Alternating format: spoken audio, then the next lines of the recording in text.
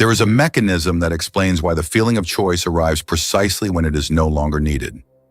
Researchers can predict your decision up to 10 seconds before you become aware of it. The signal is already there, already formed, already committed. Your consciousness is simply the last to know. Neuroscience revised this model decades ago, but the version most people carry, the one that places a deliberating, sovereign self at the center of every decision, is still running on old data.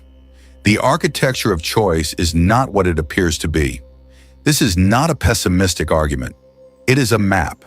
And maps, even uncomfortable ones, are more useful than beautiful fictions. By the end of this video, one word will carry a different weight. What you call choosing will have a different structure.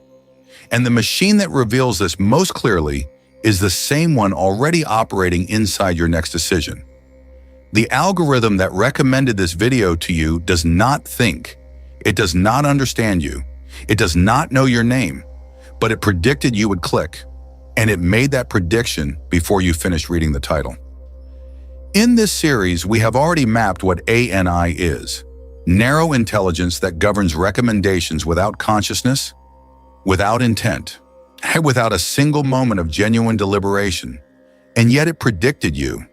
If something that does not think can anticipate what you do, how free is the decision you believe you are making?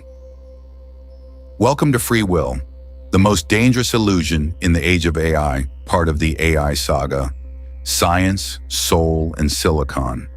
Here's the question this episode actually asks: not whether AI has free will, but whether you do.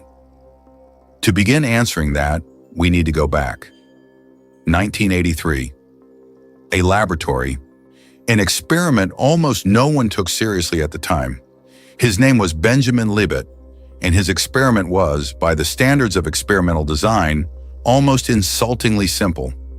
Subjects were asked to flex their wrist whenever they felt like it, and to note the exact position of a clock hand at the moment they decided to move. What he found broke something. Before the subjects were conscious of their intention to move, the brain had already committed to action. Libet detected electrical activity in the motor cortex, a pattern he called the readiness potential, that preceded conscious awareness by 300 to 500 milliseconds. The brain had voted. The mind was still deliberating.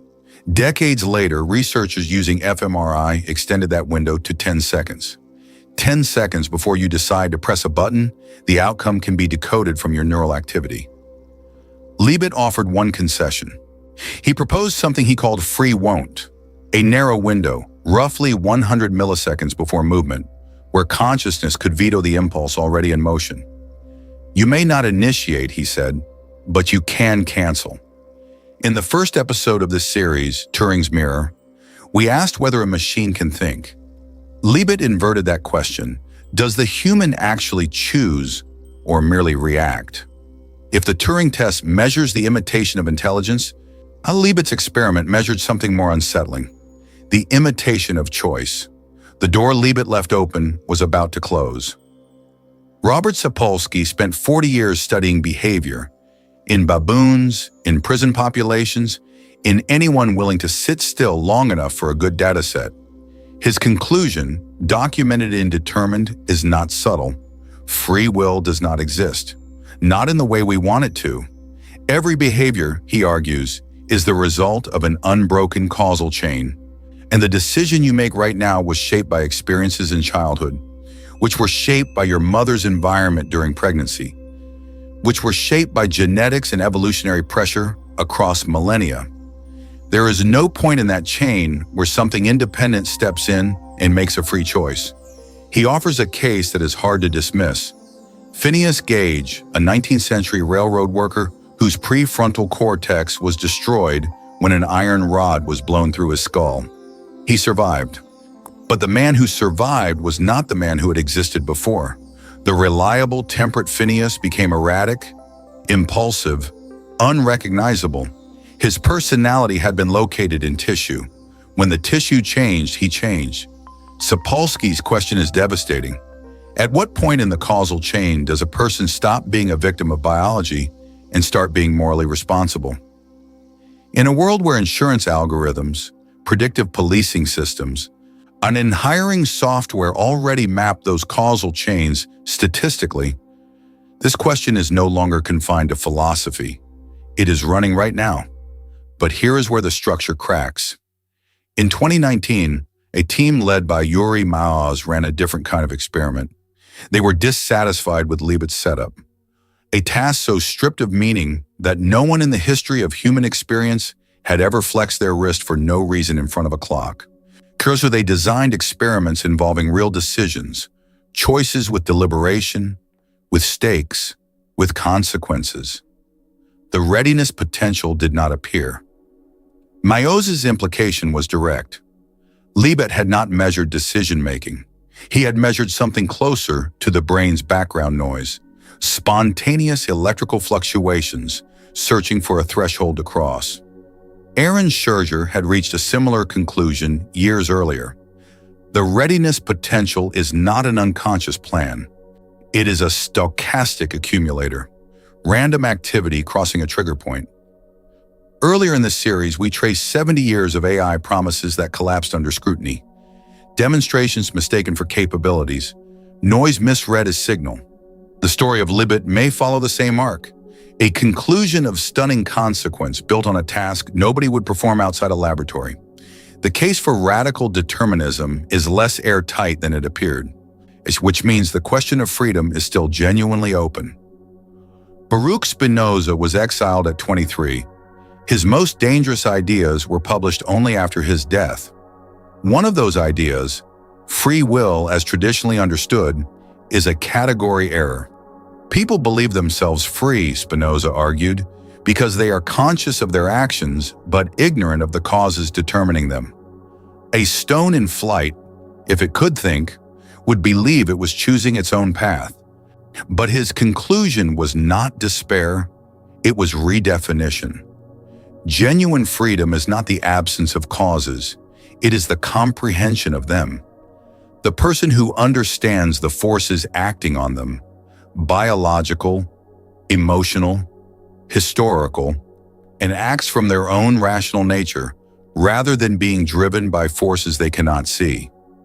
That person is free, in the only sense of freedom that is not a fiction.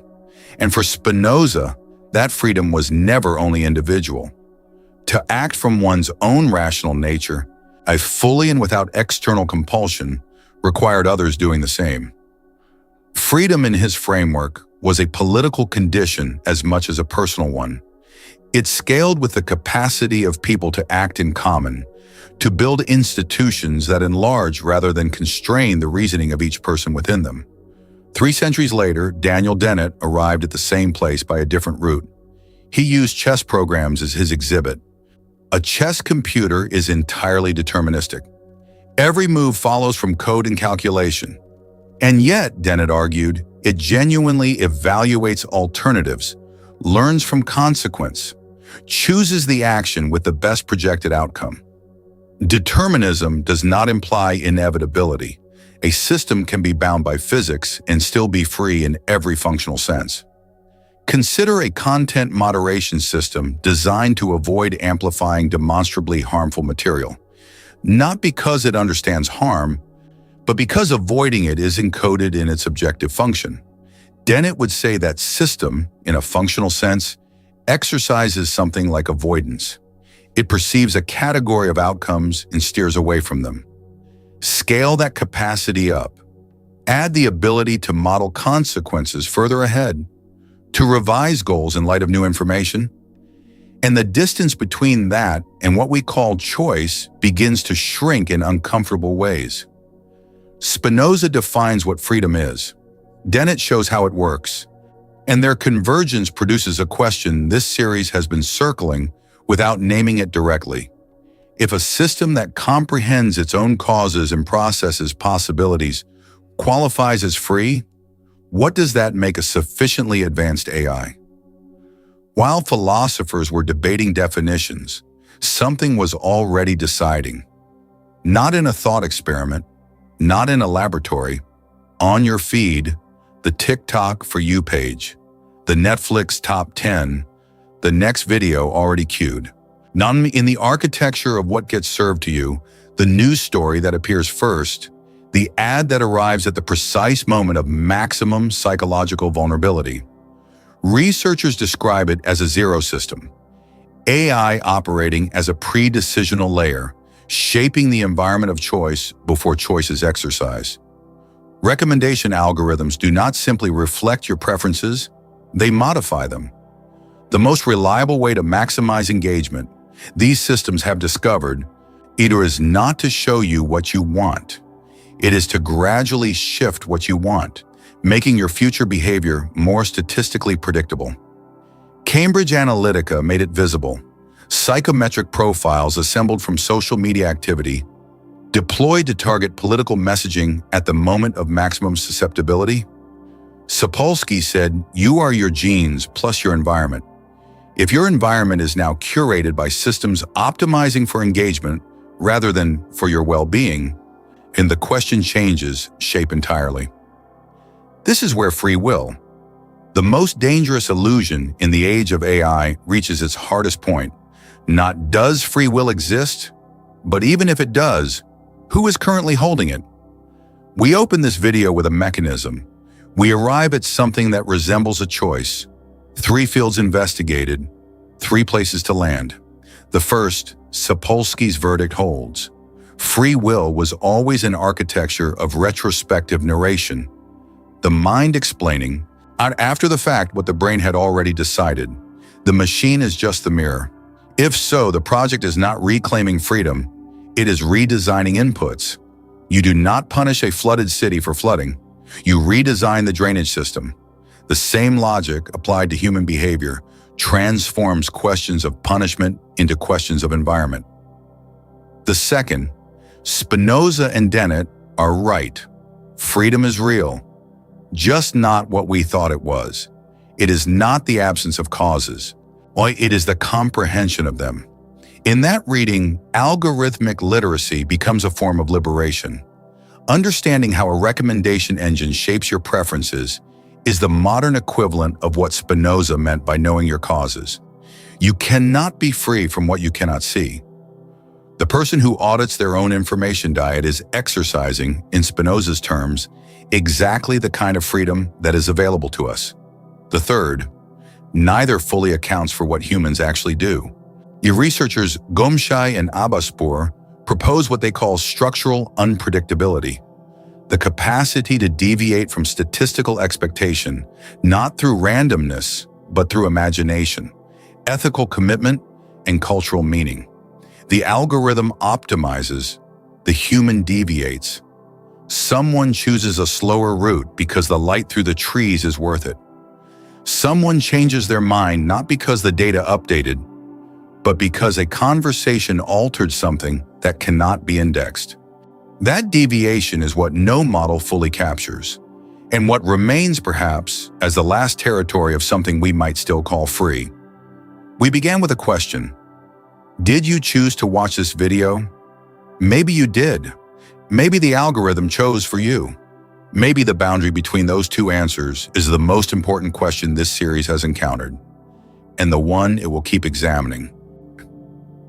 The books and primary sources behind this episode are in the description. This video is part of the AI saga, Science, Soul, and Silicon, a series that began by asking what a machine can think and has slowly turned that question back toward us.